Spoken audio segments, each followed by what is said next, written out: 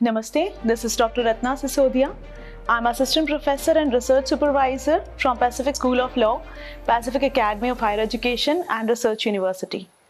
Also, I'm Postdoctoral Fellow from Mediterranean International Center for Human Rights Research, Italy.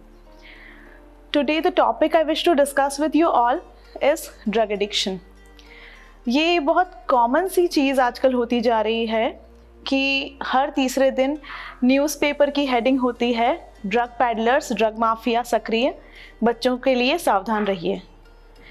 ये topic चुनने का कारण एक ये भी था कि मेरी अपनी PhD narcotic drugs and psychotropic substance act with special reference to adolescence पे है और शायद इसीलिए मैं इस मामले की गंभीरता समझ सकती हूँ, क्योंकि during research I was able to find out कि आजकल it is very easy for teenagers or school college going students to admit that they have consumed drugs somewhere in their life or they are consuming.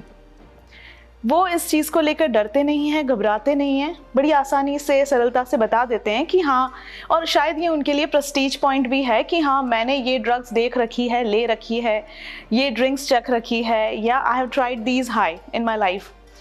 पर हम जानते हैं कि इन सभी चीज़ों की वजह से न केवल हमारे बच्चे बल्कि देश का भविष्य भी अंधकार की ओर जा रहा है। हम सभी मिलकर जब वो कदम आगे बढ़ाएंगे तब शायद कुछ संभव हो पाएगा। हर चीज़ के लिए हम लोग लॉ को जिम्मेदार नहीं ठहरा सकते, and which is rightly said that law is not solution to every problem but society is.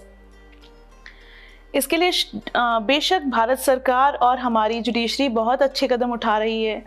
New education policy के अंदर इस चीज़ को मैंडेट किया गया है कि कॉलेज एजुकेशन, स्कूल एजुकेशन में ड्रग एडिक्शन के बारे में या उसके दुष्प्रभावों के बारे में बच्चों को जानकारी दी जाए, लेकिन उसका इम्प्लीमेंटेशन इतना स्ट्रांगली अभी तक हुआ नहीं है।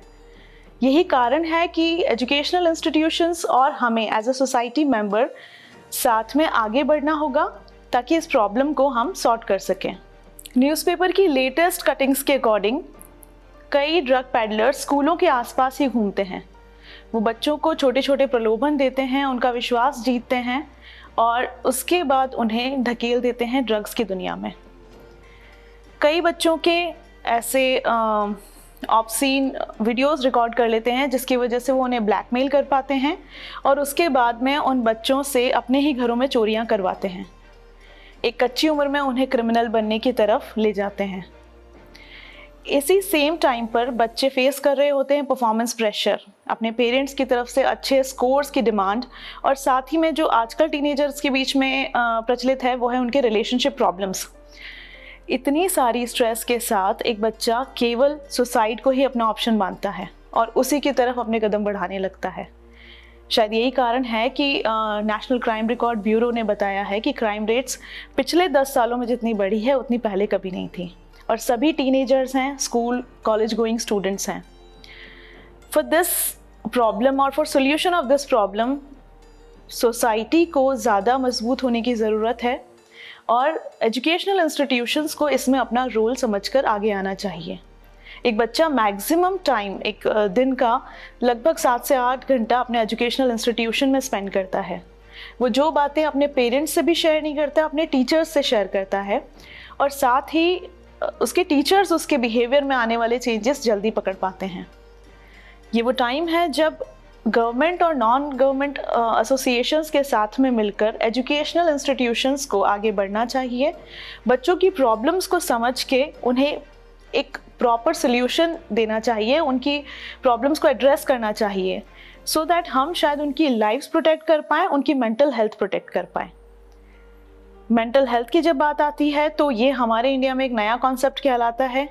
लोग इसके लिए स्टेज पर बातें करते हैं, लेकिन कभी भी उसके लिए कोई काउंसलर या उसके लिए कोई साइकेट्रिस्ट अरेंज नहीं करते, जो कंपल्सरी होना चाहिए किसी भी स्कूल या एजुकेशनल इंस्टीट्यूशन में। ड्रग्स और ड्रग्स से जुड़े हुए क्राइम्स ये इतने सीरियस हैं कि एक बार इनकी तरफ जाने के बाद वापस आना संभव नहीं होता।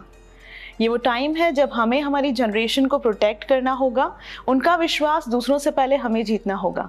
And being a person from educational institution and a mother, I think I should contribute into this.